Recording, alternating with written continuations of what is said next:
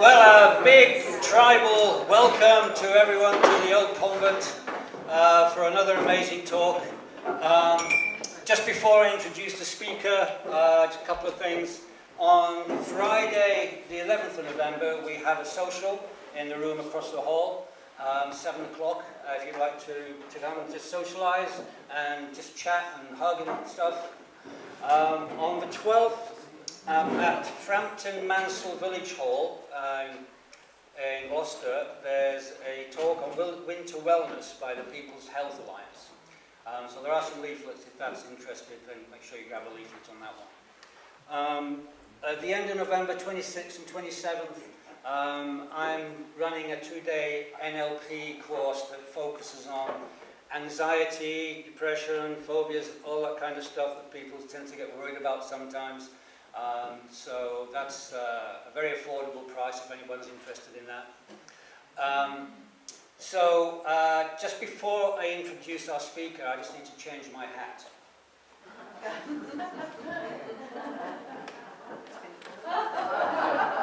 Because when I was at school, I was told I was quite bright, but I didn't pay attention. I'm actually quite pleased that I didn't pay attention. I don't think it did me any good.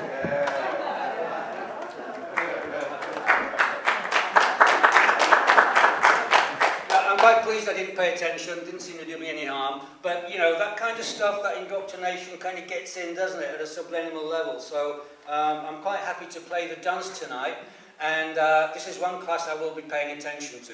So without any further ado, I'd like to introduce Fergus O'Connor Greenwood.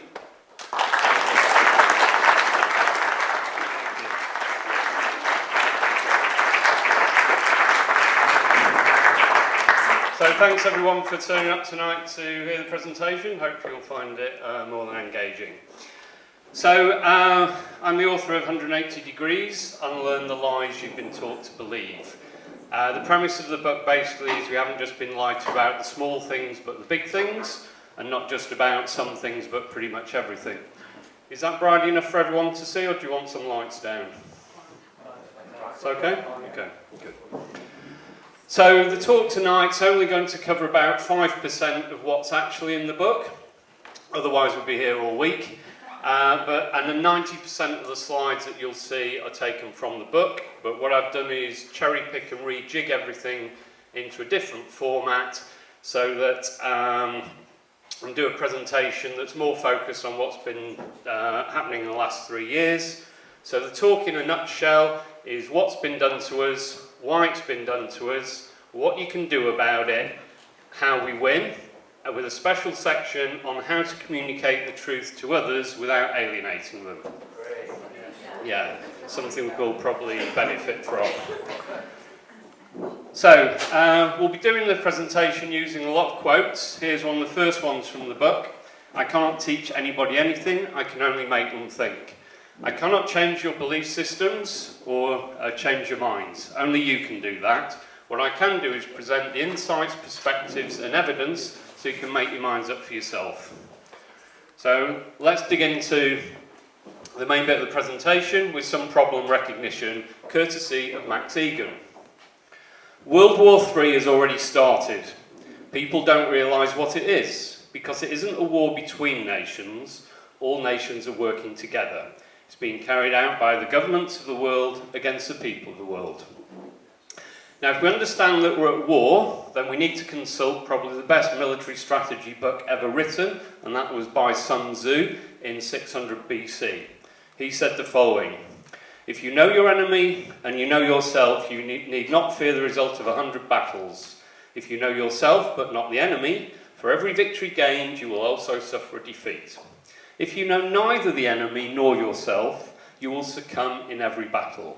I'm hoping by the end of the presentation tonight, there'll be no one in this room sat in the red. So let's get off with knowing the enemy, or more precisely, the evolution of war. So we started off with... Yeah, we can try. Or should I just hold it further away? Is that any better? Yeah, that's lovely to hear you, but it's just a bit bright. Am I already irritating you?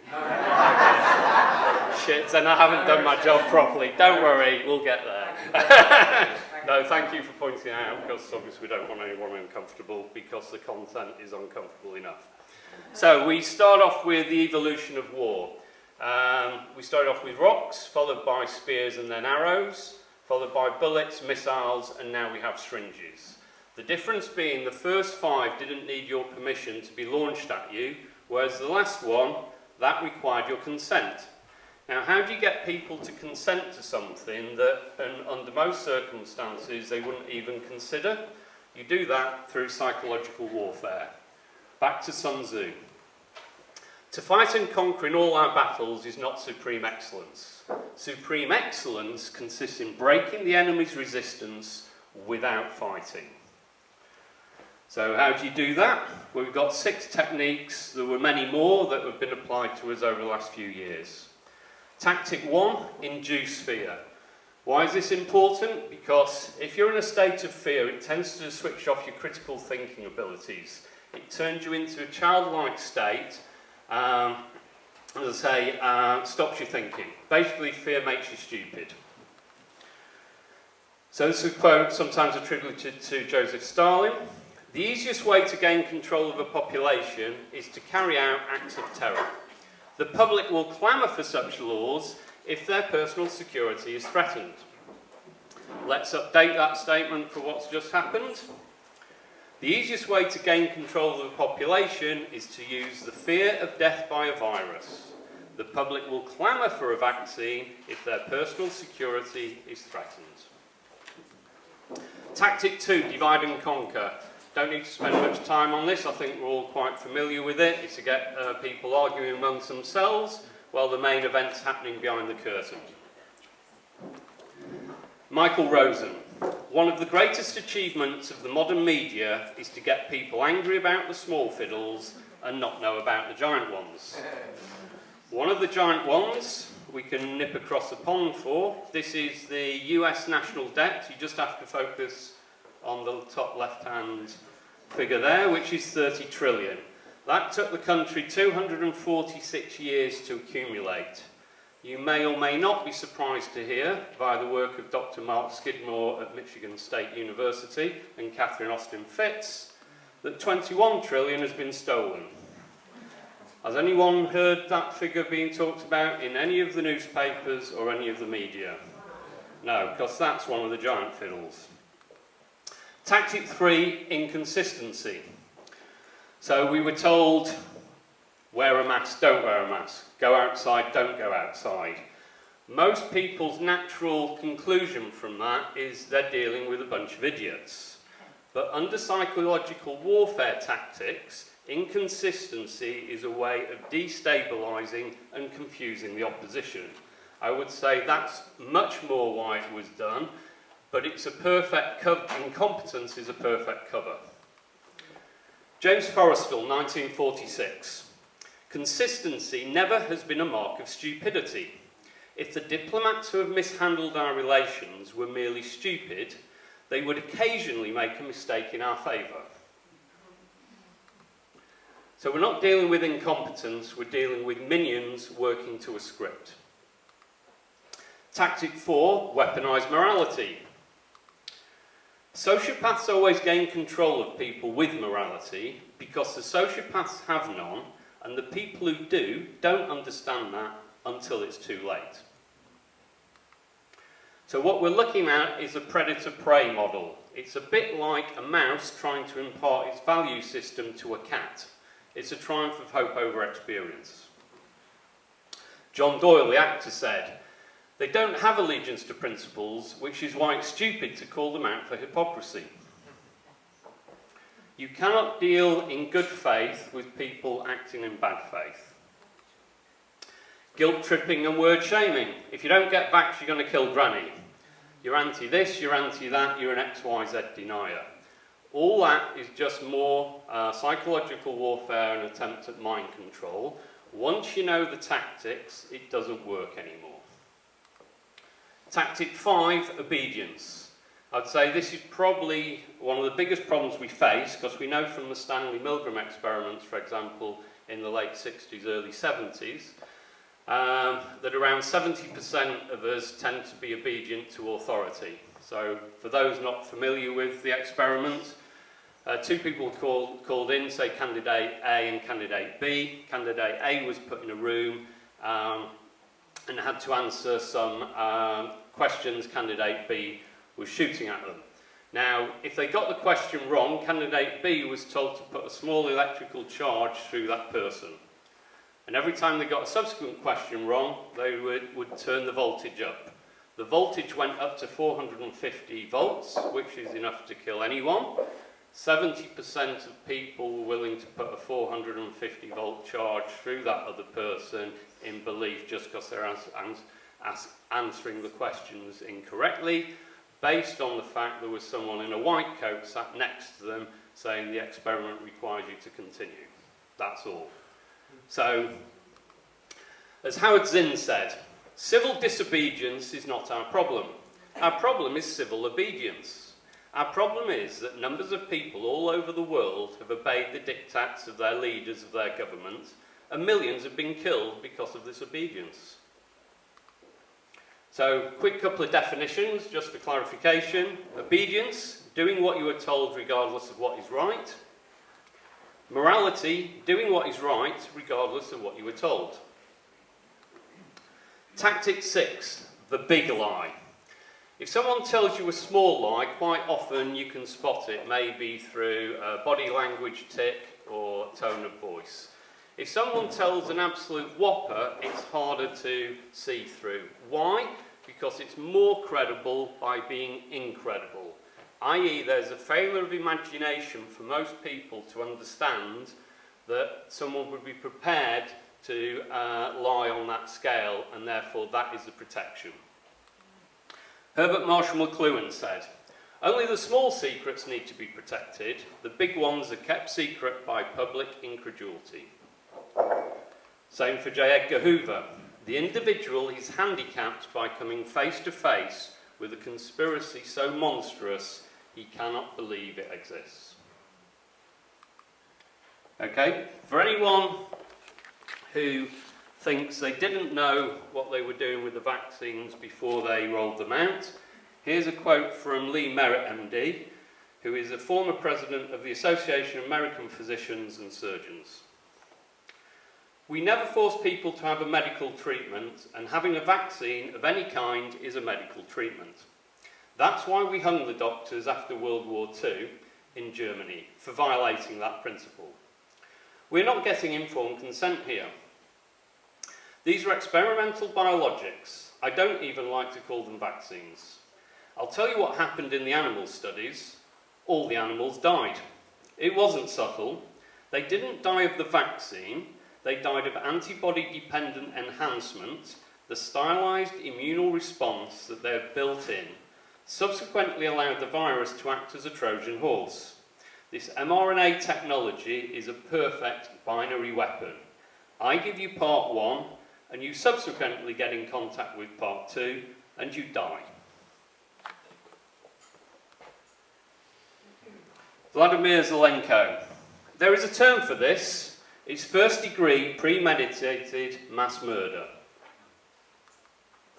So the problem isn't that the government is lying. The problem is that too many people still believe them. Or as Aldous Noy said, "We can't fight our enemy on the beaches this time. They already sit in Westminster." Or Westminster, as I've heard it now being called after the World Economic Forum. So we've seen with Boris Johnson, who proved to be a pathological liar, who went along with all this. What's the alternative? There wasn't one, because Keir Starmer, leader of the Labour Party, wanted to lock you down harder and earlier. Plus, he was also head of the CPS when Jimmy Savile was let off. Plus, he's the only member of Parliament out of 650 MPs who's a member of the Trilateral Commission created by David Rockefeller. If you think you're going to vote your way out of it via the two-party system, you are deluded. Let's pop across the pond. Do you know there's something seriously wrong when we have professors from Cornell University saying the following? "You psychopathic lying sacks of shit. You have maimed or killed an unknown number of gullible victims with your lockdowns, vaccines, remdesivir, midazolam over here, and oppression of ivermectin. You jammed a vaccine that bypassed animal trials into the fetuses of pregnant women, assuring them it was safe. If we spoke up, we got muzzled. If we refused the vaccine, we got fired. You should all hang from your necks until dead. I will piss on your graves.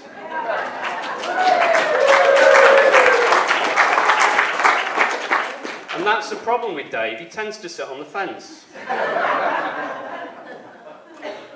So we're looking at coordinated global tyranny and genocide. Now, if you go back in history and you ask people who've lived through these regimes, why didn't you do more about it at the time?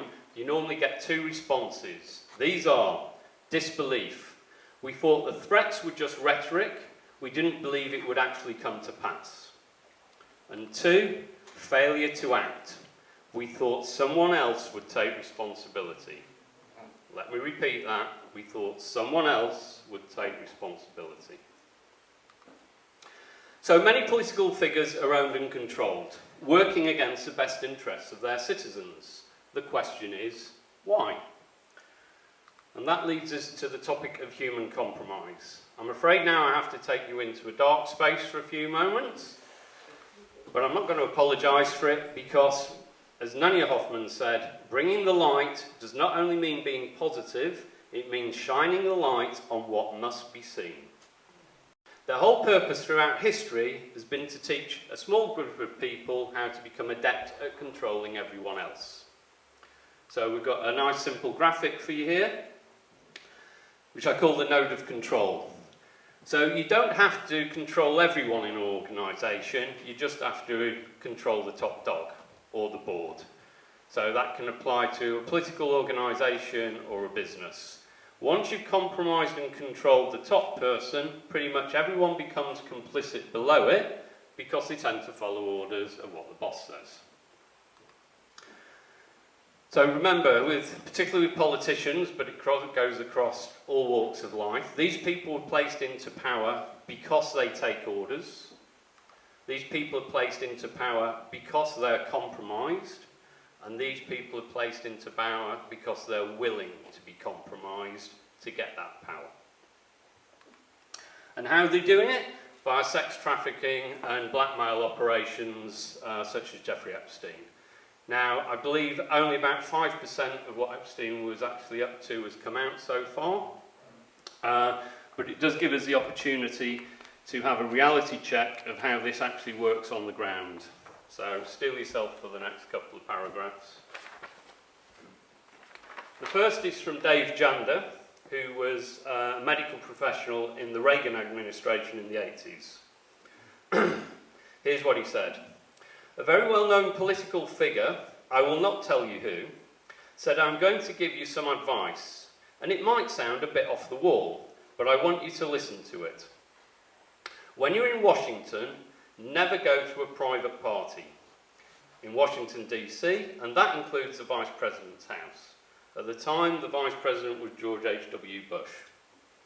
It might seem to be an innocuous situation. You're invited by a congressman to go over for a football game. You are there and there is alcohol and kids walking around. But Dave, someone will slip something into your drink, you will wake up hours later and there will be a Polaroid picture on your chest with you with one of those kids. This is how they get you. Linwood, US Attorney. I believe a multitude of powerful individuals worldwide are being blackmailed in a horrendous scheme involving rape and murder of children, captured on videotape. I have the key to the files containing the videos. I've also shared this information. The blackmail targets are approached with a gun, a child and a camera. The target is ordered to rape the child on video, the target is then ordered to shoot the child on video, and the target is then owned and controlled by the blackmailers until the blackmail evidence loses its value. I have no idea of the extent of the blackmail scheme of raping and killing children, but given the number of agencies involved, the hundreds of thousands of missing children, and the otherwise inexplicable actions of many powerful officials, celebrities and business leaders, I fear the worst. Now note he said there the number of agencies involved. Here's what Ted Gunderson had to say when he was a former head of FBI Los Angeles division. Why doesn't someone investigate the international child kidnapping ring being operated by the CIA? Ken Livingstone, coming over to this side of the pond, said, I was raising in Parliament against Mrs. Thatcher the Kincora Boys' Home, where boys were being abused, and MI5 was filming it because they were hoping to be able to blackmail senior politicians. We next up have a quote from Jennifer Akuri, who was Boris Johnson's former partner. She said the following, "You can believe me now or wait to find out later, that man entered office, blackmailed and compromised." Let's go over to Australia, where Bill Heffernan, Liberal Senator, was calling out a former Australian Prime Minister. The police documents are very disturbing. We have in Australia, sadly, a compromise at the highest levels. It gets worse. Ronald Bernard, high-level banking whistleblower.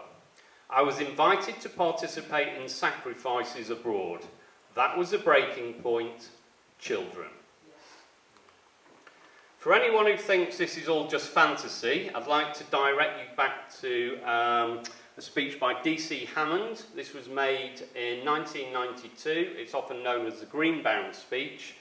And he was someone who didn't believe this to begin with, and here's what he had to say when he'd done some investigation. When you start to find the same highly esoteric information in different states, from Florida to California, you start to get an idea there is something going on that's very large and very well coordinated, with a great deal of communication and systematicness to it. So I've gone from someone kind of neutral and not knowing what to think about it all, to someone who clearly believes ritual abuse is real, and that the people who say it isn't are either naive or they're dirty. And that brings us to this conclusion by Henry Macau. Our society continues to be dysfunctional, corrupt and scandal-plagued, yet it refuses to address the underlying cause, subversion and control by a pernicious satanic cult. Fiona Barnett, an SRA survivor.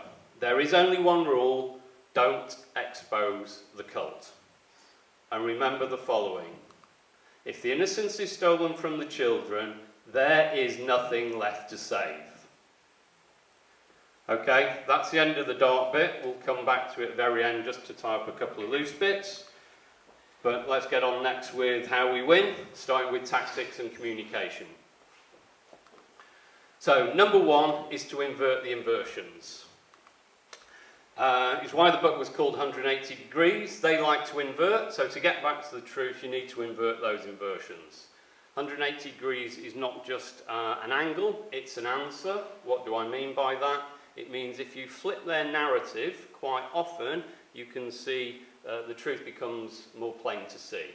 So, for example, if we take the COVID narrative, you were told to look through lens 1, which is the COVID-19 control measures were introduced because of the virus. But if you look through lens 2, which is the virus was released as an excuse to introduce the control measures and the vaccine, every single decision that didn't make any sense through lens 1 suddenly makes total sense through lens 2. So what we can do is identify the principles on which they work, and then flip those as well. So they love to use exclusivity, the few know best.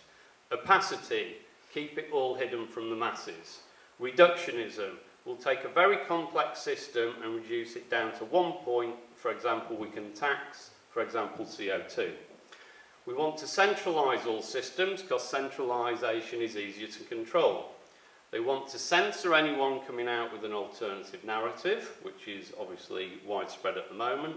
They want to depersonalise you and take you away from your humanity, and they also use blackmail to achieve that. So that's how they work. So that gives us the blueprint for how we need to work to solve some of the problems. We're not exclusive, we're going to be inclusive. We're not going to hide anything, we've got transparency. We'll take a holistic approach, not a reductionist approach. We can decentralise, we will embrace freedom of speech, we will empathise, and we will work on trustless systems, i.e. those systems that cannot be influenced by humans, because then they can't be blackmailed. Okay? Tactic 2, non-violence. It's not that violence can't work, it's often that it doesn't work, and what they absolutely want you to be is angry, because when you're angry they can control you. We've known about this since at least 1553, when Etienne de la Boétie said, I'm ahead of myself there. So Nietzsche said, whoever fights monsters should see to it that in the process he does not become a monster himself. And James Corbett said, the only revolution that will ever achieve anything is the revolution of the mind. Because unless we understand the system that's enslaving us, and unless we know who our enemy is, and unless we know what they expect us to do, we will never be able to put up a resistance that matters. Whenever I look at all these situations, it always comes back to me to a war of consciousness. When everyone knows what's going on and is awake, it's over. And we'll come to how you communicate that truth in a minute. So, withdraw consent. So here we are. The great thing about withdrawing consent is you don't have to do anything, you just have to do nothing. Here's Etienne de la Boétie eventually. There is no need of fighting to overcome this single tyrant, for he is automatically defeated if the country refuses consent to its own enslavement. It is not necessary to deprive him of anything, but simply to give him nothing. Number 4, resist coercion.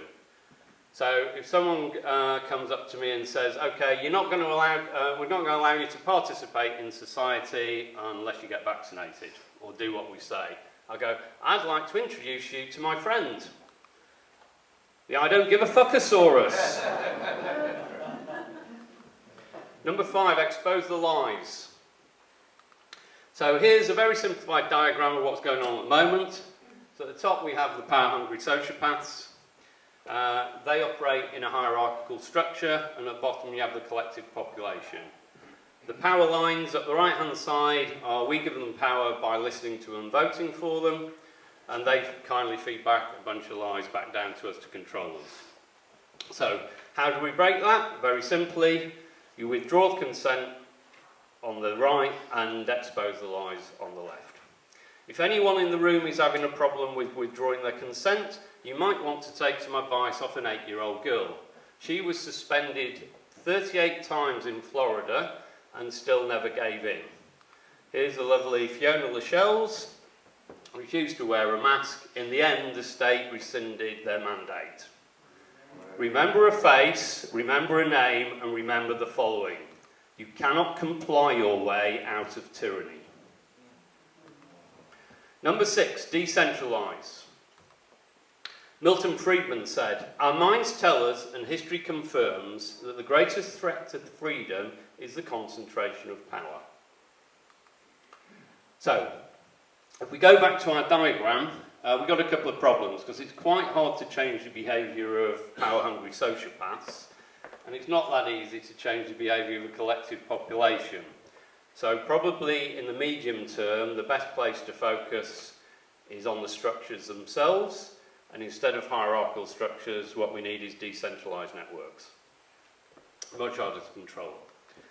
Number 7, slice it right. So if you notice in the media, you will always be presented with what I call the horizontal slicing of the cake. So it's rich versus poor, it's old versus young, it's gay versus straight, it's Christian versus Muslim. Those are examples of what I call a horizontal split. They're always the wrong split. The correct split is to go vertically through the middle, and here's an example of that. We've taken wealth as an example here, but it could be any one of the following. So you have the rich and the non-rich. The problem isn't people with money, it's the sociopaths in both groups. If you focus always on the sociopathic slice, you're going to be much nearer the correct target. So next up is the divide and control model. This is just a big picture to give you my perspective of an overview, I think, what you're facing. So just take a minute to explain this. So we have 2 columns on the left and right, New World Order 1 and New World Order 2. Both are controlled by they, which I call the hierarchy exploiting you. So it doesn't matter which pillar, but bear in mind there's two, not one. Why? Because these are all your horizontal splits. Left versus right, globalism versus nationalism, east versus west, Marxism versus capitalism, communism versus Zionism. If you're choosing any one of those, they're delighted because you've bought into the game. The only game in town that really matters is the black arrow, which is freedom and tyranny. They're playing the black arrow while distracting you with the white arrow. Okay? Number 9, create the new. As Buckminster Fuller said, you never change things by fighting the existing reality. To change something, you build a new model that makes the old model obsolete. So, the world as we know it has gone, as we knew it has gone forever. Lament it if you must, reinvent it as you like. And that brings us to the trim tab experiment, which is the bit on how to communicate the truth to others without alienating them.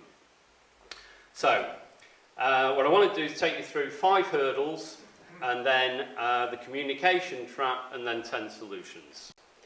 Walter Lippmann said in 1921, for the most part we do not first see and then define, we define first and then see.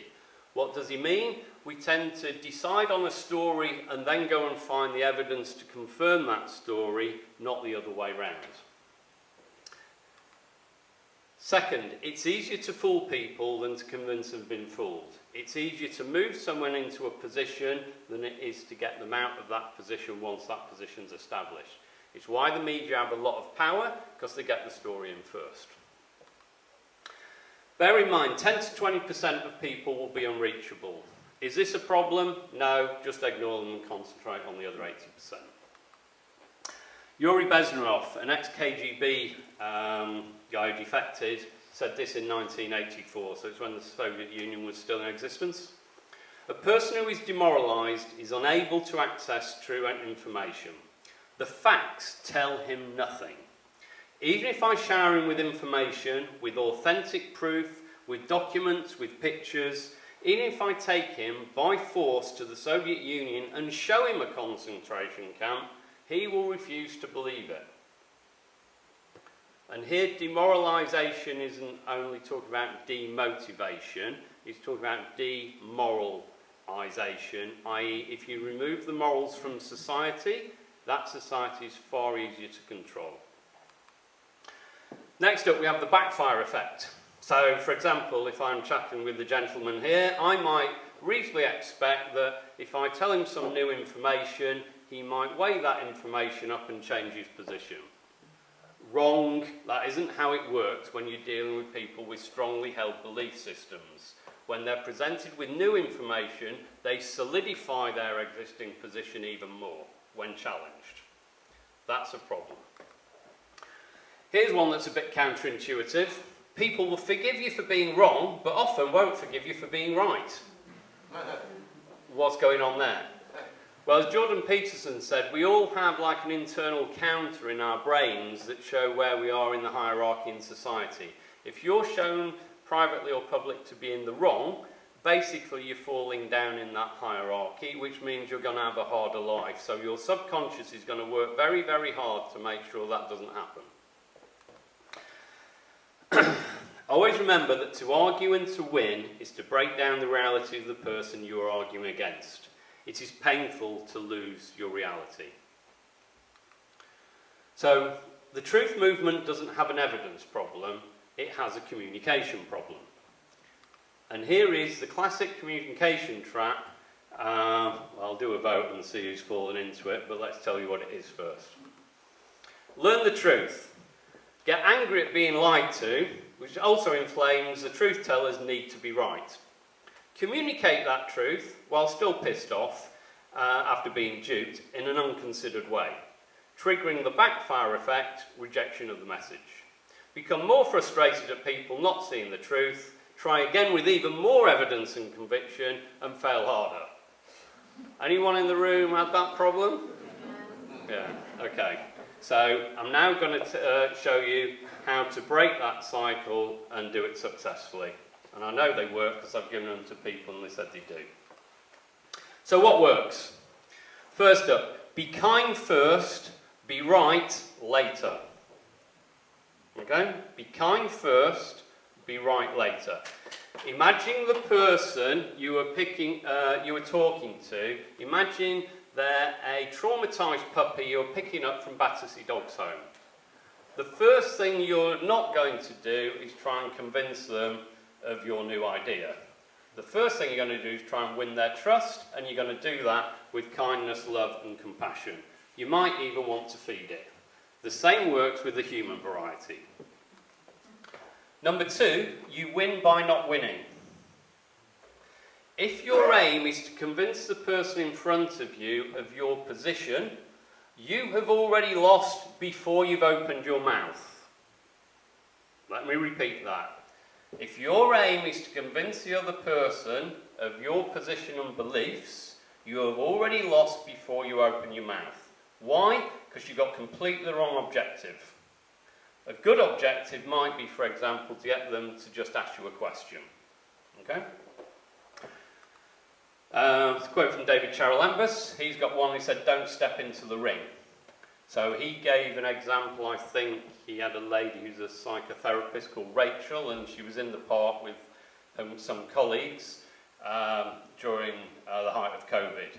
There was an old lady in the distance shouting at them, and they just ignored it.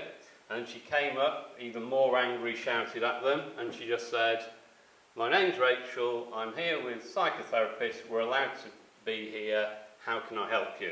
Lady gets even more angry and starts shouting about, it's all your fault why, we can't have our freedoms, blah, blah, blah, you're not allowed here. She just repeated, my name's Rachel, these are my colleagues, we're psychotherapists, we're allowed to be here, how can I help you? The lady then started crying and saying, all I want is a hug.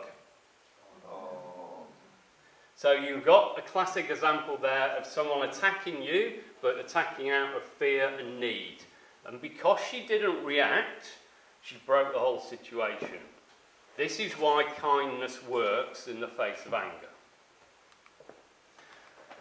You can seed, not succeed. So seeding an idea is a bit like seeding a plant in the garden. You don't put an apple pip in the garden and expect to see a tree the following day. So why on earth are you expecting someone to change their deeply held belief systems overnight?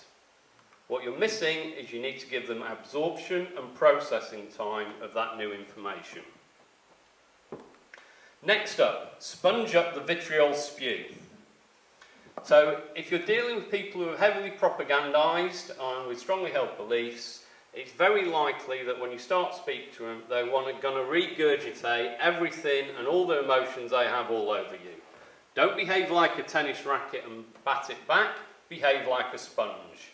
Just absorb all that energy until it's all out of the system. It's a bit like the Edward de Bono 6-hat technique, and the red hat was allow the emotion to come out.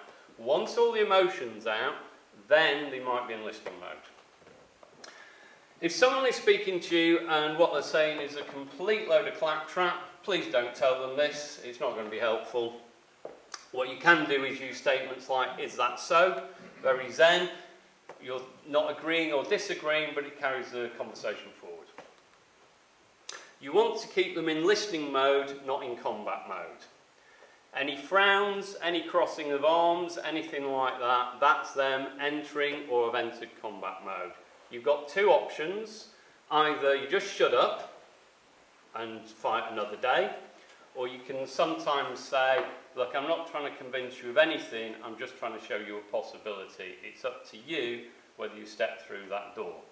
You're giving the power completely back to them. When they realise they're not being attacked, the defences come back down again. Use questions, not statements. A question opens the mind, a statement closes it. Get them to ask you questions. Here's one. Would you rather be right or know the truth? Maybe that's a bit awkward. Next up, people slide from A to Z, they don't jump from A to Z. So before you even open your mouth, you should be trying to work out where the person is you're speaking to is on the line. If they still believe everything the government is telling them, they're at A. There is no point in talking about satanic ritual abuse or the Queen's a lizard, because they're just going to look at you like you've got 3 heads. So you need to understand where they are on the scale and pitch accordingly. Here's an example I think is a great example of someone trim-tabbing. Everyone needs to stop trying to red-pill people who are in a coma. I've been pink-pilling people. I take one small truth and show them. Then let them think about that. That's your absorption and processing time. They will then start asking questions. Once you're asking questions, you have the opportunity to respond. You cannot give solutions to people not asking questions, which is why it's quite important to get them to ask a question. Then I will show them another, and it is working. So, facts don't change minds, friends do. This is great news because it means the power is in your hands. Quite often people say, yeah, but what can I do? I'm just one individual. And my answer is everything. And I'm about to show you how. I want you to be a trim tab. So this comes from Buckminster Fuller, who explained on a supertanker you have the rudder, and within the rudder you have a tiny rudder, and that tiny rudder is called a trim tab. To move the whole supertanker, you don't move the rudder, it's the tiny rudder that moves first, that then moves the bigger rudder, that then moves the supertanker. Yeah? So he said sometimes you just put your foot out, you can change a lot more than you think you can. The conundrum we face is really the many versus the money. They have the money and the media, we have the numbers. So all we have to do is leverage those numbers in a meaningful way in order to win. And here's how we're going to do it. First of all, you tend to win these battles one mind at a time, which is another great news because we're back to word of mouth again. As Charles Mackay said, people go mad in herds while they only recover their senses slowly, one by one. That is what is happening at the moment, and therefore now is a perfect opportunity to strike again if you didn't succeed last time. And how to do that. So here's the maths. If I speak to one person who speaks to one person who speaks to one person, to get round everyone in the world, you'd need 7 billion steps. Well, apart from that taking an inordinate amount of time, the chain's likely to break as well, and therefore it won't work. But what if you had 2 conversations and went 2, 2, 2, or 3, 3 and 3, and even 10, 10 and 10? Then you're not dealing with 7 billion steps. With 2, 2 and 2, you're dealing with 33 steps. If you speak to 3 people, it's 21 steps. And if you speak to 10 people, you can get to everyone in the world in just 10 steps. Now let's reapply that just to the UK. Say there's about 70 people in the room. You all have 10 conversations using the trim tab techniques I've shown you tonight. That 70 becomes step 1, 700, step 2, 7,000, step 3, 70,000, step 4, 700,000, step 5, 7 million, step 6, 70 million. There you go, that's everyone in the country communicated with in just 6 steps. But I've got some even better news for you. You don't have to contact everyone in the country. You only have to contact 3.5%. That is the figure that Erica Chenoweth came out with from Harvard University when she studied all the revolutions in the 20th century. And that is a tipping point, 3.5% to 5% of the population before you can enact radical change. So maybe you can do it in 5 steps. Everyone think that is achievable, having 10 conversations with people you already know? Yeah. Okay, good. So I'm asking you to be the ripple in the pond. My presentation tonight and my book is my ripple in the pond to help with your ripple in the pond. Or as Mahatma Gandhi said, it's the action, not the fruit of the action, that's important. You have to do the right thing. It may not be in your power, it may not even be in your time. You may never know what results come from your action, but if you do nothing, there will be no result. So bear in mind, the tide is turning because their narrative is burning. It's often said that truth lives a wretched life, but always survives the lie. And on that point, we're going to take a break, and then I'll come back with part 2.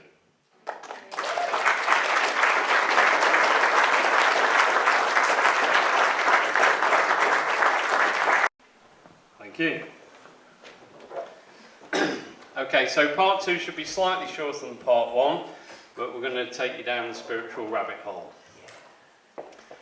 So, how we win part 2? Know yourself. Number 1, you are not superhuman, but you are superhuman. What do we mean? Well, I want to give you some examples via Fido, Flopsy and the Queen Ant. So Fido, let's start off with some dogs. So we know through the work of Rupert Sheldrake, when he studied the dogs, owners noticed that the dogs were walking towards the door when the owners were coming home. So he did an empirical study on it, and what he noticed was the dog would walk towards the door when the owner made the decision to come home. The owner could be 20 minutes drive away, so the dog couldn't smell him, he couldn't hear him. It was the point they made the decision, the dog then went towards the door. So in all... It wasn't a routine either, it was a different time every day. Yeah. And with different animals. Yeah. So in all likelihood, your dog's psychic. Don't have a dog, don't worry, your rabbit's probably psychic too. This was a rather macabre experiment that the Russians did, and they kept the mother of and 8 offspring. So the mother rabbit was kept in the laboratory, hooked up to a brain scanning machine, and the baby rabbits were taken in a Russian submarine, far away as possible, as deep as possible. The submarine had no possible way of communicating with the laboratory. They coordinated the information when they came back, but at random times they killed each of her offspring one by one. And every time, at the exact moment the offspring was killed, her brainwave spiked. So it's highly likely your rabbit's psychic too. Don't have a rabbit, maybe you can get away with an ant. If you put a queen ant in the nest, everything works. You move her out of the nest, everything still works. You move her further away, it still works. You kill her, the workers don't know what they're doing anymore. So it's highly likely ants are psychic too. So I would ask you, with the brain, the size and complexity of yours, do you really think you're less psychic than an ant?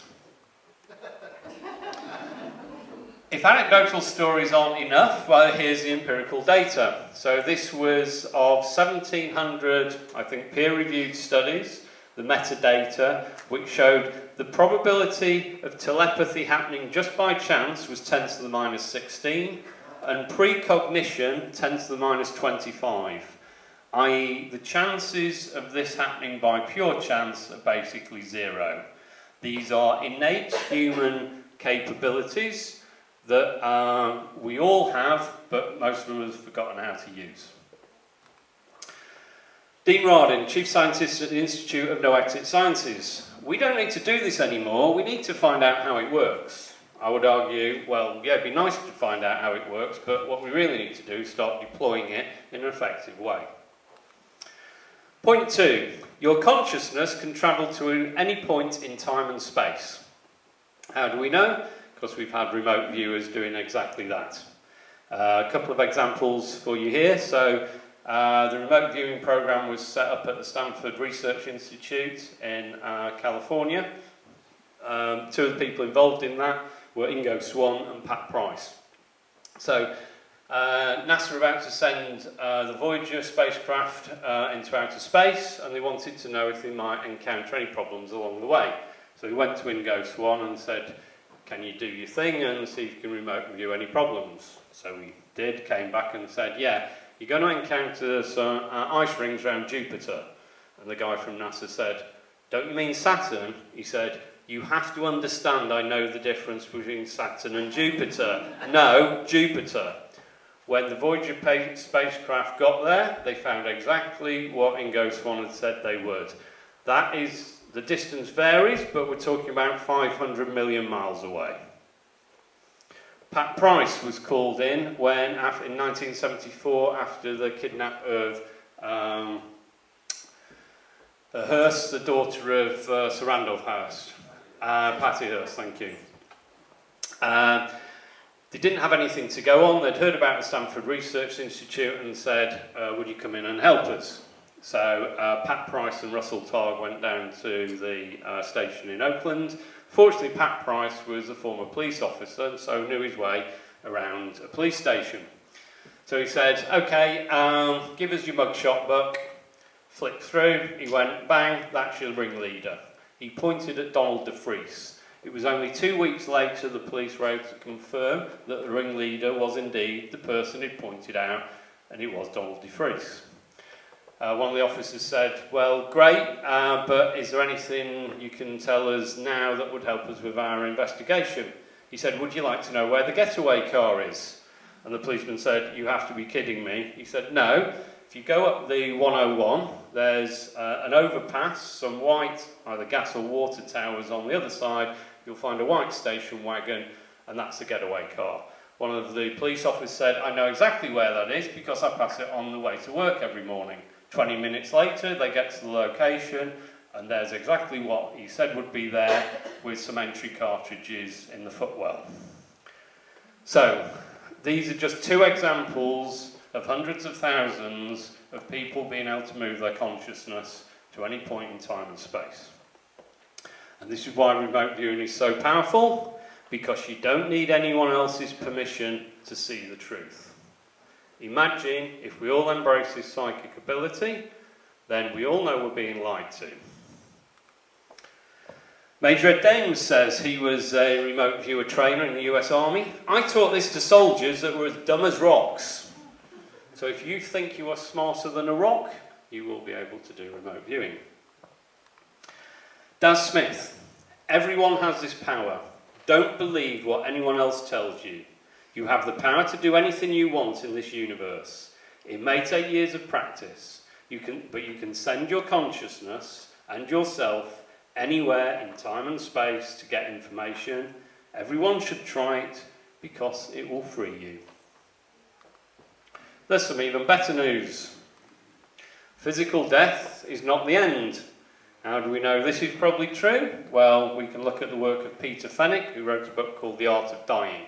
I won't go into all that now, but one of the things he noticed, well, first he started off with near-death experiences, and then he wanted to investigate those of the soon-to-be dead. What he noticed, there was some common threads in all of them. Quite often, you'd be visited by your relatives just before you died. That's not the living ones, that's the dead ones. So there's every chance that you are not immortal, but you are eternal. Daz Smith remote viewed the death of JFK. Now again, with remote viewing, you can be infinite targets. You don't know what you're looking at. What he did was follow this energy after the point of death, and he said, I'm seeing it arrive, and it's meeting up with several beings of light. This is exactly the same story you get when you speak to people who've had near-death experiences and come back.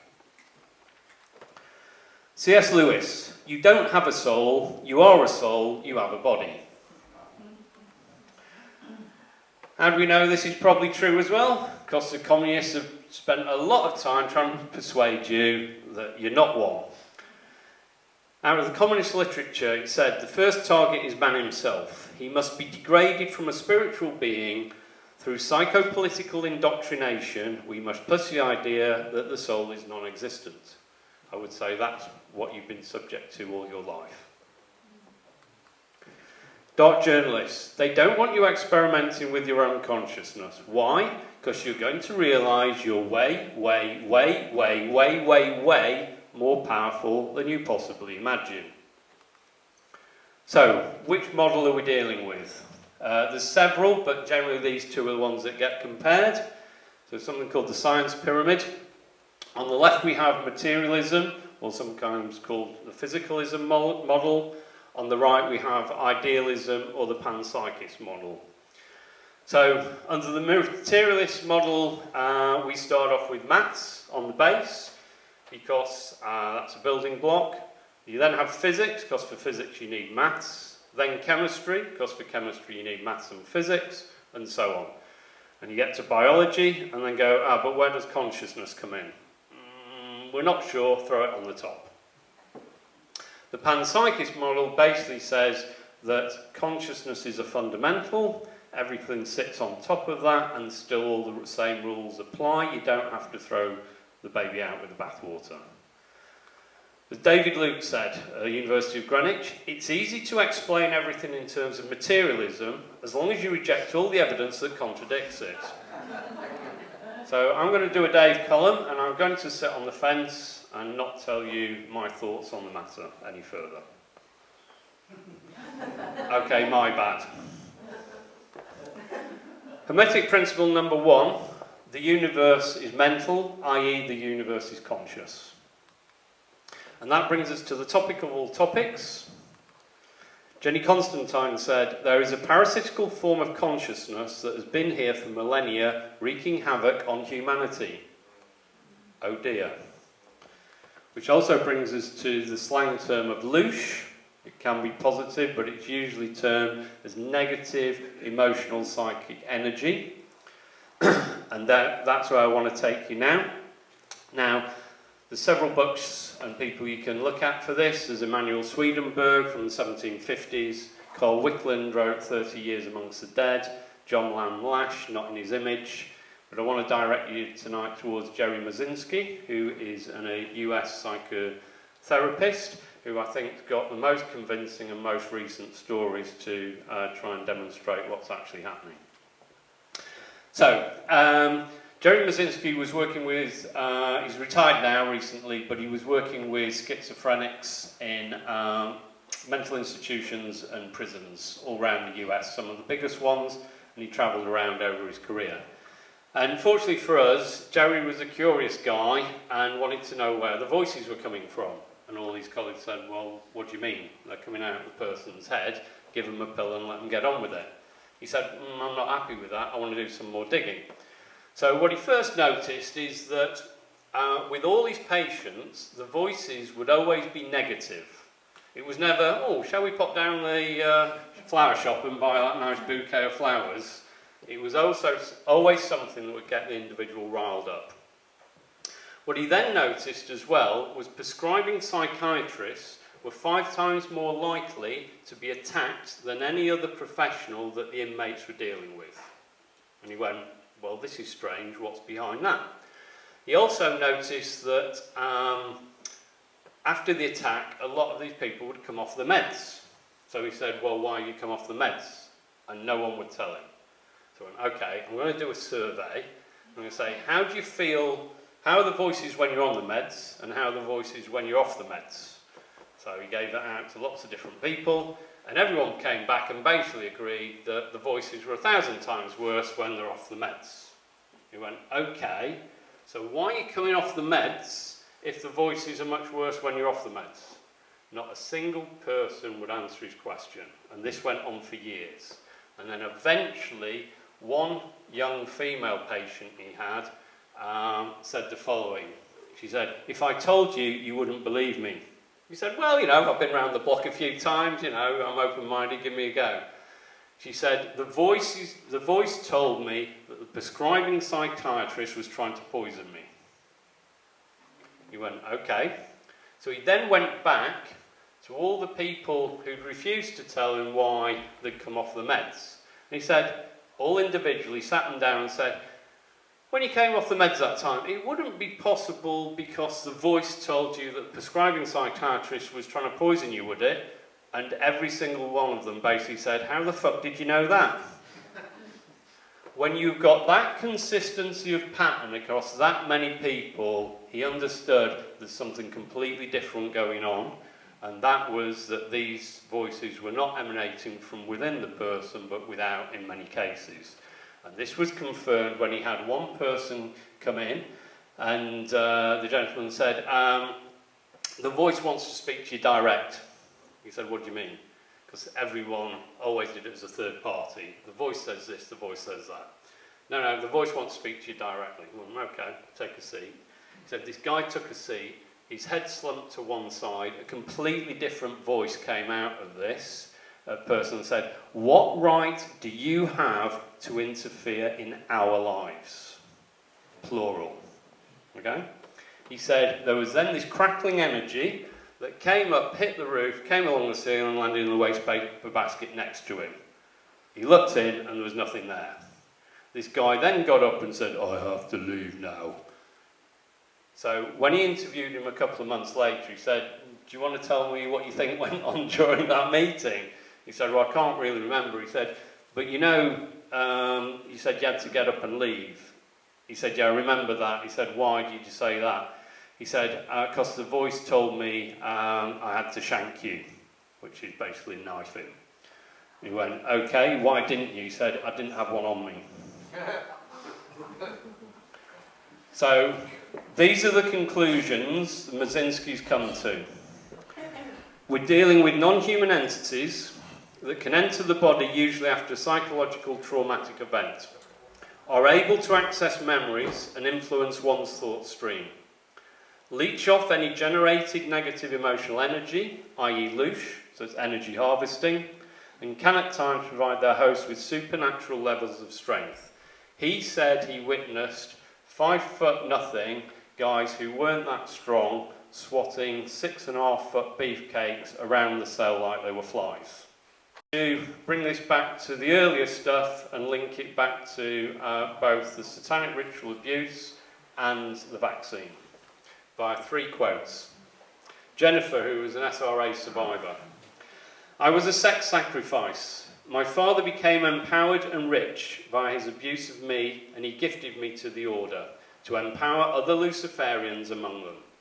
I discovered that sexually abusing a child usually opens a spiritual portal to allow in high-level demons, and the most powerful of our child's sexual abuse demons, and the highest among those are incest demons called Nephilim spirit demons. Demon-possessed people get superhuman abilities." Freeman Fly, occult researcher. "I've been to all the Grand Lodges across the globe." I think his father was quite high up in the Freemasons. "London, Australia, every Grand Lodge in America. You will see all of the Prime Ministers in their Freemasonic garb, all over the building. There's not one of them not going through these rituals. I've personally witnessed some of these people being inhabited by some dark entities because I've seen their eyes after the ritual." And now we go for the 3rd quote to Rudolf Steiner from 1917, who said the following: "I have told you that the spirits of darkness are going to inspire their human hosts, in whom they will be dwelling, to find a vaccine that will drive all inclination towards spirituality out of people's souls when they are very young." What we're dealing with is a transhumanist agenda. They want to control your soul, your ability to reproduce, and the reincarnation process itself. That's what's at the bottom of the barrel. If you want to use an umbrella term in terms of GMOs, of vaccines, of all the climate stuff, what they're trying to do is move everything from organic to synthetic, if you allow them. I.e. interruption of life force energy flow. And that is starting with even from birth and all the practices they're doing there. So, big picture again, what I think we're facing is a temporal war with souls reincarnating, trying to come back and win it for us humans. And I think this time, that's exactly what's going to happen. Dylan Munro. "No one said that taking out a 6,000-year-old death cult would be easy, but we're here to do it anyways."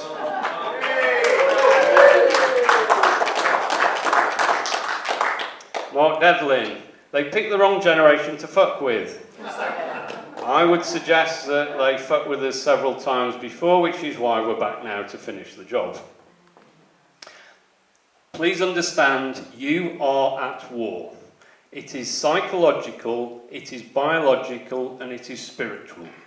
And if we come back to the Sun Tzu quote at the beginning of the presentation, what were we saying about knowing yourself and know the enemy? If you don't understand it's being fought on those three planes, you cannot win. It's pretty difficult to fight an enemy who's invisible. It's absolutely impossible to fight one that you don't believe exists. To try and fight today's evils by strictly human material means is to lose every battle and thus the war. But you don't need to believe anything I've told you, you need to know.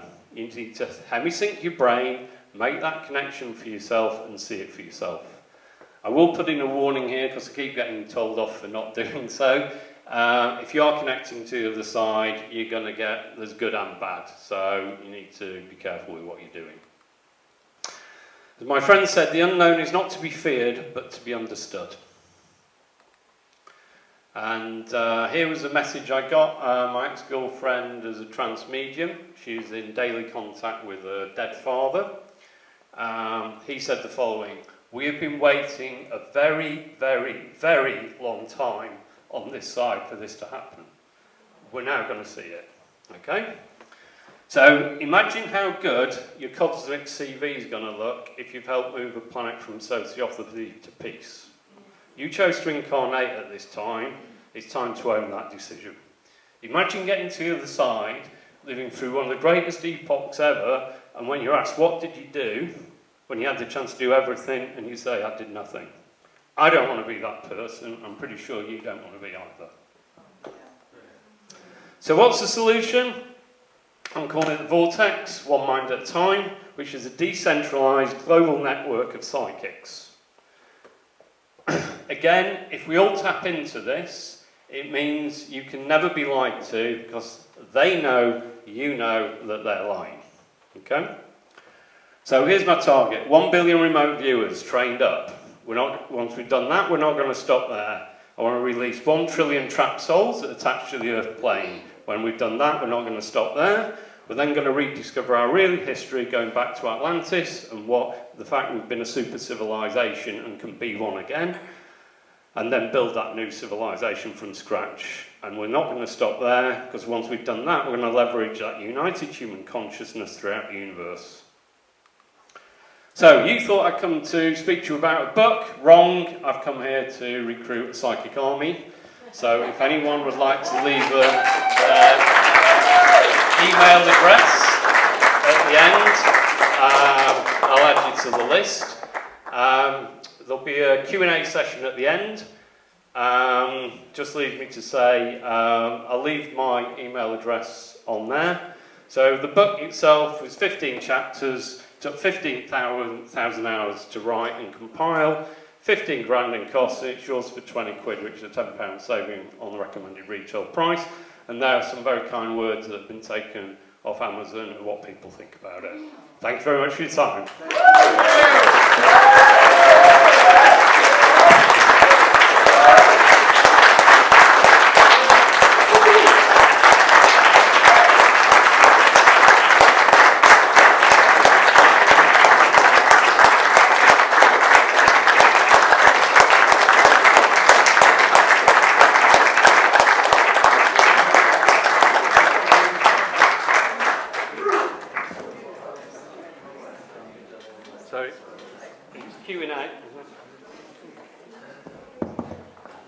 So, if anyone's got any questions, I'm here all night. Well, hopefully not all night. Yeah, Fergus. Yes. Very interested in the remote viewing, apart from anything else. Yeah. I've actually experienced that myself, quite stunningly, and I know just how easy I think it is for people to acquire that skill. And I wonder if you could just say a few words about how I think you would personally teach that skill, where and for how long.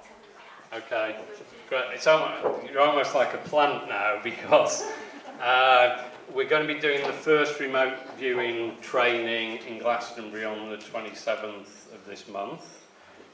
Sandy's going to be part of the group of 6. How am I going about it? Because this is where I have to admit I've never done any remote viewing myself, but then now I'm going to train everyone. So There are a set of protocols out there. We'll probably be following the Ed Dames programme. So it'll be an introductory course. We'll bring in specialist remote viewers who've been doing it for decades, who are very good down the line. I'm in touch, email contact with Dan Smith and Dick Algar in Hawaii. I'm due at some point, hopefully, to have an interview with Dick Algar and Jean-Claude at Beyond Mystic on this. But I'm not going to say too much more about that because that's sort of a secret weapon. But to anyone who's not familiar with remote viewing, basically what they did is they reverse engineered it from psychics. But they wanted to have a more verifiable process, and therefore what they worked on was if you could give people specific targets to work to. So all that remote viewing is sensing with the mind. The idea is you don't go reaching for the information, you just let it come in. So you're given an alphanumeric target, could be like AZ15-13YZ, could be anything. But that could maybe relate to a photograph in an envelope, and then you just see naturally what comes through.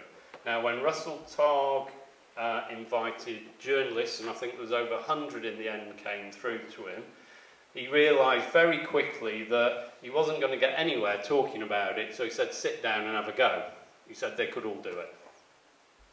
So it's what you're doing. The only thing is you're following a set of protocols. So you get a general of a squiggle of an image, and then you're going to interrogate that image in more detail, and you're going to use descriptives of texture, of taste, of smell, anything that comes through. So you're dealing with the build-up of fragments in order to get a bigger picture. And the idea is you've got more than one person doing it, so obviously with a verifiable target it's easy to know how well you've done. You do lots of practice with those, and then you're into more esoteric fields. And if you've got someone who's got a great track record of doing like 100, and then you give them this target, and there's another 3 people all with great track records, and they all come out with the same information, you're pretty sure you're on the button. So we're just starting. It's taken 4 months to agree a date to get everyone together, but I'm hoping that'll be the start of the process. So forgive us, it's not going as quickly as I'd hoped, but we'll get there and we'll turbocharge it once we've got the foundations in place. What was the date again, please? It's the 27th of November, but it's restricted to the 6 people I've selected from doing these talks so far into a group I think will gel together to prove the concept. I mean, I don't need to prove the concept of remote viewing. It's out there, it's already proven. But I wanted to get it further down the line before I bring in the big guns to do some of the training. And the great news is Dad Smith's just down the road in Bath, so I'm hoping, I haven't told him yet, but I'm hoping to collar him one day to come and give a master class once we've got it up and running. Yes, sir. I've heard that the remote viewers that are used by military in all countries, Yeah. they have to be very, very careful not to identify themselves because the enemy come seek them out. Oh yeah, the psychic war's real as well. Yeah. This is where we'll be looking at, because it's not particularly just that as concern, but when you're opening yourself up, and the question is what you're opening yourself up to. You've got theories like Dolores Cannon, who thinks everything on the other side and the other dimensions is wonderful and never do you any harm. And you've got Italian professors who study it and think it's only nefarious entities you're ever going to engage with. I think the truth sits somewhere in the middle. But it's a bit like coming to planet Earth, you know. You've got good and evil. Is that a good reason never to turn up here? You just have to negotiate it and know what you're doing and understand what the risks are. But yes, I think part of the programme will involve protection protocols. And some of the first people I've got on the first group already school in those. Yeah. Do you believe in fate? Fate? To a certain extent, yeah. Depends. I mean, I believe... Is it predicted? Well, I believe time isn't linear. Let's start with that one. That I'm almost convinced of, but it's very difficult because we're born, we get older and we die. That looks very linear. I've dealt with it in the book in chapter 10. There's a good example with the flatlanders, and they only live in 2 dimensions. I won't go into it now because it's quite a detailed explanation, but it shows, for example, in flatland, if they've only got length and width and no height, if you tried to look at a sphere in flatland, it wouldn't ever look like a sphere, because it'd look like nothing before it hit that plane. It'd look like a dot when the apex touches the plane. It would move to a bigger circle until it reached its maximum diameter, and then it'd shrink back and disappear as it moved out of the plane. So in 2 dimensions, a sphere looks like a dot expanding to a circle, collapsing to a dot and disappearing. So completely different to how you perceive it in a higher dimension. And I think we've got the same problem with time. They're experiencing a slice of the sphere at any one moment. We happen to be experiencing a slice of time at any one moment, but we can't see it anything other than linear because we're not seeing it from a higher dimension. Maybe in the higher dimension it looks more like a continuum, and I base my reasoning off just experience of talking to so many people who clearly, like we've seen with precognition and other things, it can't be linear for people to be able to do that, I don't believe. But don't ask me how it works, it's above my pay grade. Question over here.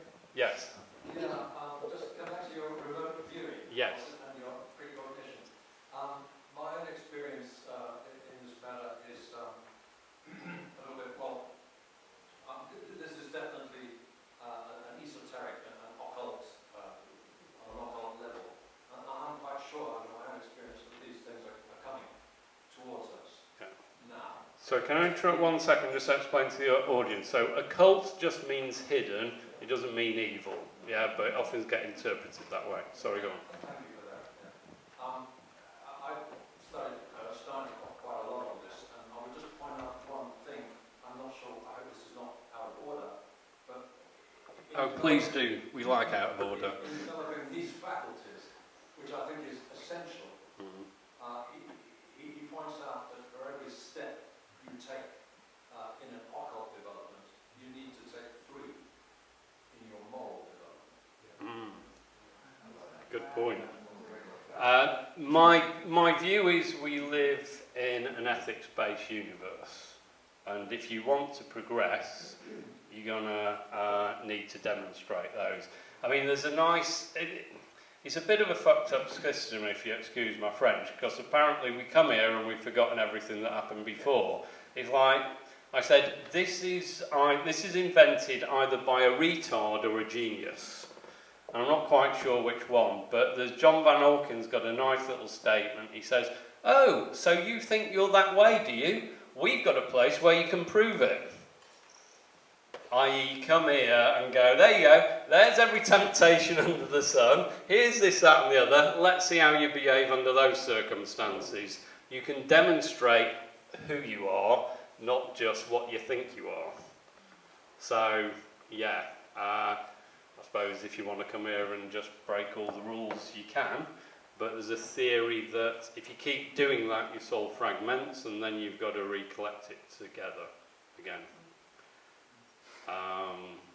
I haven't got any experience of that, but I know someone who has, and it's quite fascinating.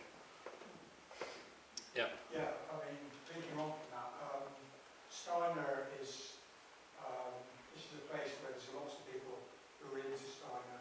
We used to have a fantastic school here, Okay.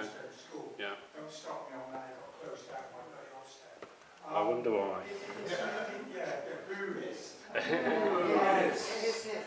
Just important to say that you just mentioned it very briefly, but I just want to re-emphasise it. When you said that when you sort of dabble in those things, there's kind of good and bad. Yeah. And Steiner gave a series of lectures, which is published in a book called True and False Spiritual Paths. It's very important, I think, to be really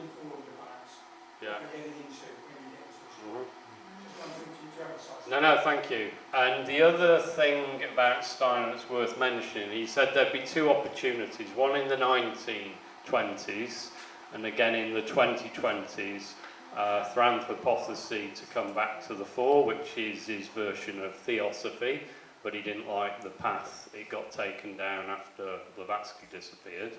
But he said, and there's also the Seven Fires prophecy that said 2020 would be the fork in the road. We either choose materialism and all die, or choose the spiritual path and survive. So it pretty much looks like that's where we are at the moment. Yes? Hi.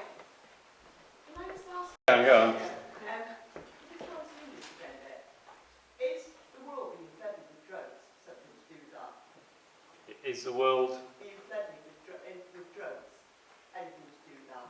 Yeah, I think so, because it depends which ones. If you're just talking like the fentanyl and everything else, I think it's a way of, again, demoralising the population. So it's the removal of the morals.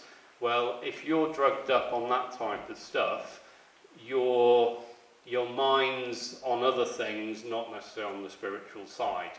So yes, it all feeds into the same thing. So I think what you're referring to is, what you have to understand is these people work off stacked objectives, not just one. So, for example, with the COVID thing, it ain't just one thing we're aiming for, it's bringing in cashless societies, it's and. And if they can achieve multiple objectives with one thing, then great. But of course they need a financial flow, and there's huge money in the drugs, so it's money and also the decimation of society. The gentleman at the back. One point you mentioned in passing very quickly on to other things, and things we can do, you made the statement about needing to have a trustless setup, Yeah. society or organization. And that prompted questions in my mind. Just roughly linking on to what Richard was saying before about Winston. The breaking down of trust is a collapse of a community. Mm-hmm. And the sort of thinking that you have to not have trust in anybody else, to not give power to the others, kind of reminds me a little bit of what I heard people in Stasi times and so forth, and saying, well, don't trust anybody because they could be linked up. Okay, and so forth. I think maybe there's some confusion over the definition of trustless. So it's a term that's come out particularly with cryptocurrency, and it sort of says the opposite of what it means.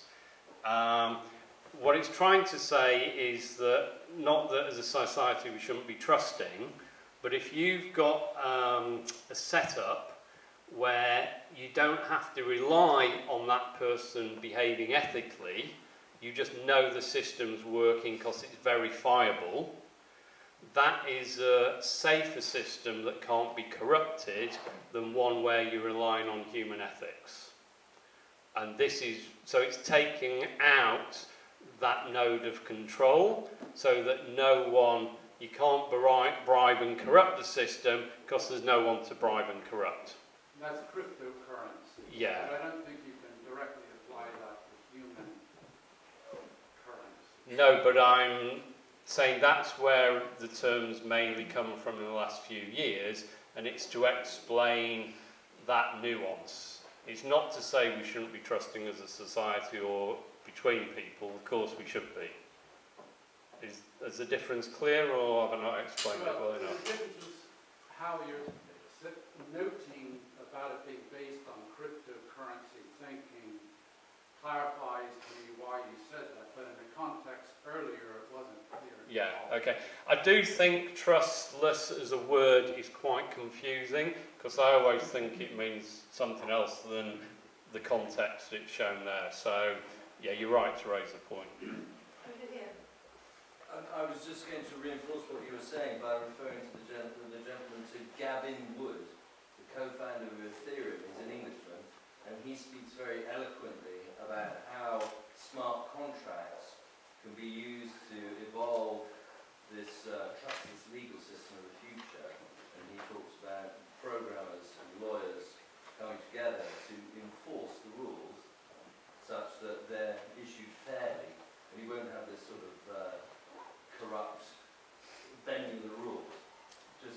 So that's Gavin Wood. Interestingly, 4 of the leading crypto people have all retired because they want to have a happy life. So I wonder if they will be blackmailed or shifted aside. I'd be interested to hear any remote viewing insight into that. Indeed. So, gentleman in blue. Yeah, I would like you to just say something about the 30 or 21 trillion dollar debt in America. I mean, at the moment, there's all this stuff about the UK has got 50 billion pounds, you know, to find and tax and spend and all this sort of stuff, and the huge gap in the American finances. Could you just say, because I just imagine that America we seem to spend a lot on this, that, and the other.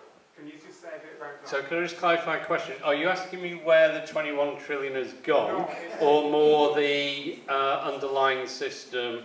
It's more that I imagine there wasn't a big debt problem in America. It sounds like there is. There's a huge debt problem in America, but I think you're probably talking, I've cut it in quite depth, is the financial side of things in chapter 5 and chapter 6. So I'm sure a few people are familiar with how the system works, but basically the banks create money out of nothing and get to charge you interest on that privilege. So it doesn't take a rocket scientist to work out that if I'm allowed to take 5% from you, everyone in this room, everyone in this town, everyone in the country per annum, what's going to happen? I'm going to get very rich very quickly, and then you're going to get poorer and poorer because I'm going to start buying up all the assets because I've got the money, so it's going to get harder and harder, therefore we'll print more money, we'll have higher inflation, and then we'll depreciate the purchasing power of your currency, and I'll ease and ease and ease and ease and make debt freely available, and then at some point I'm going to squeeze, restrict that currency, and then buy all your assets up for cents on the dollar or pennies on the pound. And that is the system you work under. It is a complete scam. It's a slave system, and it's worked because no one knew how it used to work. Its genius was in its simplicity. And of course, one of the leading lights on this front was G. Edward Griffin, the creature from Jekyll Island. What I've tried to do in my book is put it into really simple terms. So, in 2 conversations and 1 empirical data study, I just proved that they do make it out of nothing. Because you've got people like bank auditors who were chatting with G. Edward Griffin, who sat down for lunch, and G. Edward Griffin says, the guy said, you know, you got this monetary thing all wrong. He said, what do you mean? He said, no, G. Edward Griffin said, no, they print money out of nothing. He said, no, I'm a bank auditor. I look after the books, you know. You can't just create something out of nothing. He says, for every asset you need a liability. He said, I know, they create them both at the same time. He goes, no. A week later, he got a letter from the bank auditor going, you know what, I thought I'd just look into what you said. He said, you're right, we do make it out of nothing. And high-level economists said the same. So how is it in a system that even bank auditors and high-level economists don't know how the system works? They don't know because it's deliberately hidden, and it's deliberately hidden because it's a huge scam. And it is the source of most of the ills in the world. Sorry. I'll just get back to it. Actually, if you want. So, we were talking about faith before, and then you were talking about like going to a spiritual thing. And I'm not on that level yet. I'm nowhere near it. And I've got good friends that you know as well that are trying to persuade me on that front. But at the moment, we've got a 15% high death mortality rate in this country from overall excess mortality. So what happens on the spiritual front if we go against the laws that are put to us where we should not kill and we shouldn't do it? What Che Guevara, the Irish Rebellion, Gandhi, you quoted Gandhi earlier on. Gandhi was a peaceful revolution and he did a great job. But on a spiritual level, Are we allowed to do that? Do you reckon we can dance with the devil? Allowed to do what, sorry? I think there's direct action's got to happen at some point. When they're killing children and are injecting them, and they are injecting them now, and we're not doing anything about it. I didn't say don't take direct action, I just said you don't necessarily have to be violent with it. I think we've got to the point now, we've got to take people out that are doing that sort of thing. And I'm not saying I'm sure you're not alone in your opinion. I know, but you're more spiritual than me, so I'm asking you a question. If I were to do that, does that take me back to the bad place, or does it take me? Well, I don't think I'm God or the arbiter of what the hell's going on here. So, okay, I'm appreciating the fact you're asking me the question, but I mean, it might be slightly above my pay grade. So what the Buddhists would say, or certain others, is you don't have to live a perfect life, because it's a pretty fucking tough gig, planet Earth. It's a hard gig. So you don't have to be perfect. You're not going to be punished for not being perfect. But I'd say it's very simple in terms of dark is working for self, light is service to others. Now, if you're 51% in service to others, you're fine, because you've got to look after yourself before you can look after anyone else. Yeah? Yeah, I like that too. The 99 to 100% dark service to self is all the paedophilia and everything that's going on. I don't give a shit about that human being and what I do to it. I just want whatever needs I think met. Yeah? That's the dark. So don't worry about being perfect. I don't think any of us are. Yeah. On that note of do you think that what's unfolding is in line with biblical end-time prophecy? Well, yeah, I can give you... Sandy, do you want to answer this one? Could you repeat the question? I think, given what we're living through, are we basically living through biblical prophecies? Yeah. Do you want to say what your mother said to you? Sandy's mother said to her, "Oh, you'll get to live through the book of Revelation," before she died. Thanks, Mum. Well, who knows? I think what we're facing, I think things are going to get worse before they get better. You cannot reform a system that is this corrupted. You have to let it collapse. What we need, though, is a great vision of what we need to build on the other side. That, I think, there's not enough of that focus in the truth movement, and I think this is what's now required. We understand we're dealing with a bunch of transnational Luciferian sociopaths who are trying to kill us and steal our souls. Everything else now is noise. Once you understand that, it's like, okay, accept it, what do you do about it? Number one, I believe you've got to get more people on board in understanding that's what's happening to them, which is why I suggested the Trim Tab experiment, the communication techniques, and going to speak to people. But the truth movement definitely needs more vision on where we're going to go, and I believe we can use our history as future. And if you read up on the Edgar Casey readings, he did over 900 life readings that featured Atlantis, and what we had there, it was quite epic before a set of sociopaths came along and technocrats and blew it all up. So in many ways what we're facing now is the same battle, I believe, as what we faced then. Back then it was the Belial group, who were the sociopaths and technocrats wanting to basically play God, and had all the CRISPR technology and were busy creating chimeras and everything else. The Emilius group were the spiritual lot trying to stop them. Rinse and repeat, here we are again. So the theory is we've now got a load of Atlanteans reincarnating now. They're going to be the super psychics. So the idea is, whilst we train up the adults, hopefully in the future it'll be the kids that will be training the adults. And when you listen to people who know much more about this stuff than me, They say that they're coming in now. I'm being told this is what's happening.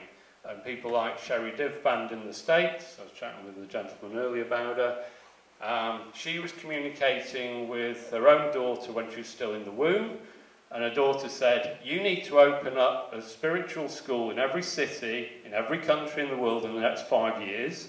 You're going to open them because I'm going to be running them. So the point is, hold the line, stay positive. This is what we need to do. We're going to probably have to go through a whole load more shit because the system's going to collapse. But let's keep the vision and see we can bear in on that. Can I comment on that point? Yeah, sure. It's vital that when we're having a vision, grand visions, whatever, of building, rebuilding, it's so vital to have the intention set in place before you start, and then also to remember not to do it the same way that we've done it, because the problem is ingrained in the way these structures were built, you know, the hierarchical structure. Yes. So you can't build the new things the same way the old ones were done. It has to be completely rethought, reimagined. Yeah, I'd agree with that. No more pyramids. No more pyramids. Flat and circular. Yeah.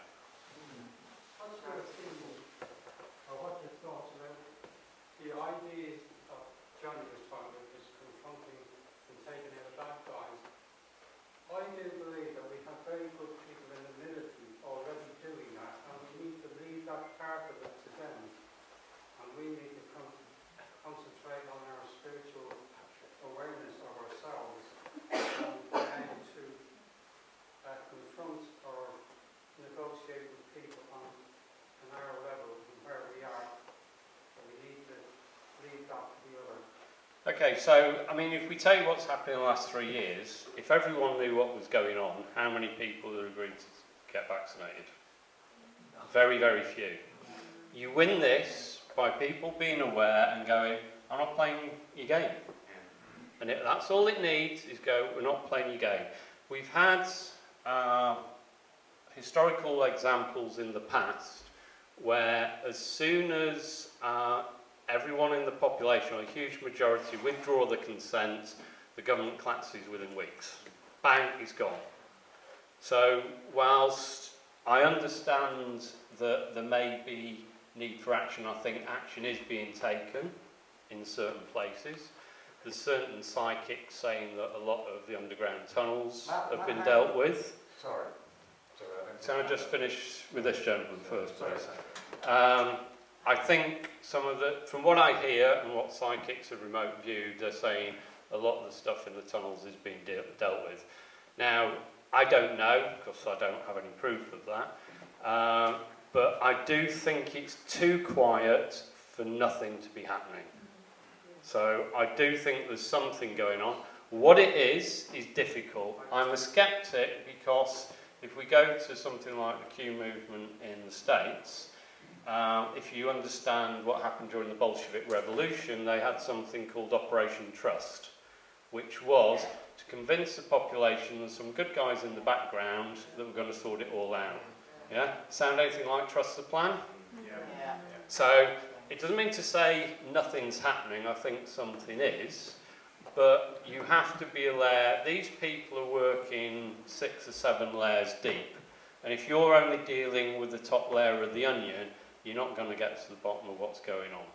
But yeah, I truly hope those stories are correct. And I suggest if they are, we'll know by January. Yeah. I didn't quite understand the purpose of trading up this 1 billion equals. Can you just explain that? Yeah, very simple. If we all tap into our innate psychic ability, if someone stands up in front of us and tells a big fat lie, everyone's going to know instantly that's the case. More important, they're going to know that everyone in the room knows that's the case. Darkness has to work in the shadows. That's how it operates. They always say the best disinfectant for evil is sunlight. So as soon as you've got a light shine on this stuff, it starts collapsing. And the point is, why do we need someone to tell us a lie when we already know, when we can just go, well, that's a load of rubbish? So that's the idea behind it, is it's a way of everyone seeing truth for themselves so they can't be duped. Just wanted to say after that gentleman, that yes, we are the ones we've been waiting for. It's not about waiting for others to come and do it for us. And this is all about empowering each other. Yeah. The kindness thing that you mentioned in the talk. Yeah. That's what's lacking. And has We're been lacking. all going to die. Whether it's today, tomorrow or later, this is a definite thing. Your physical death is going to happen, yeah? But physical death is not the worst thing that can happen to you. What you do while you're here, that can ring through eternity. That will stay with you as an indent wherever you go. This is why, can you imagine travelling? I mean, I'm saying, okay, throw everything at me. The Persian Antichrist almonds are due to arrive, good, let's have him. The Book of Revelation, yeah, we'll have him. But I want a badge, an intergalactic bragging rights to say, I survived this shit. So bring it, we'll deal with it. Any other questions? Yes. You mentioned reincarnation, and I heard somewhere that maybe the vaccine are designed to impede the reincarnation process. I think it's the start of it, yeah. So there's, I think Edgar Casey, I always get mixed up between him and Steiner, but there's something called Armageddon, was a war in the sky. But he was saying it was going to be between souls that are leaving and other souls being blocked from coming in. I believe, if you look at the vaccine from a spiritual thing and follow the Steiner logic, is that this is definitely a way of trying to interfere with your connection with the soul. Again, it's very anecdotal, but there's several Reiki teachers out there who've dealt with vaccinated people going, the soul cannot find the body anymore. So there's definitely something, I think, in terms of blocking frequencies. This is another point as well. So I have a friend called Abner Cowell who's been astral travelling since he was 5 years old. He's now nearly 80. He's been working with spirit since he was 5, and his deal is that the more I help people for free, the more I'm allowed to see. This also fitted in with Edgar Casey, who was very poor when he was in this life. And he said, okay, you can join as a membership, but if you send me money for a reading, I'm sending you money back. So we're back to this ethics-based thing somehow. There seems to be something in that. So to come back to that war, yeah, I think there's something in terms of they need to try and block those energies coming in. So I said to Abner, can you give me a really simple view of what you think's going on with the world and the outcome? So he's never been to school, so he's not polluted, he only gets his information from the other side. He said, what I was shown was this. The Earth has had a whole load of negative energies attached to it for thousands of years. There's now positive energies coming in. During the crossover, it's going to get like crazy and complete turmoil, but that outcome cannot be stopped.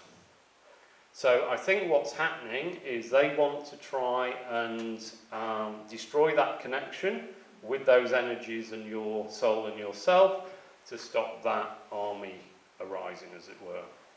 These people are working very much on the spiritual level, whereas most of us, unfortunately, have been duped by the materialist approach and therefore aren't working on that level. But I'm glad to see we've got lots of people in this room who are on that level. Does that answer your question? Yes, thank you. Okay, thank you. Yes, sir. There's a new book that's just come out in English, just timed. It's not mine, is it? Sorry? It's not mine, is it? Oh, sorry. Oh, another plan that didn't work out. Yeah, go on. Yeah, I was just quickly looking up the English name. COVID Vaccines from a Spiritual Perspective by Thomas Meyer. Okay. COVID Vaccines from a Spiritual Perspective by Thomas Meyer, and it's Clearview Press. It's been translated from the German that came out earlier this year, and it's basically, I have the German already from springtime, looking at issues that the woman just asked about previously there.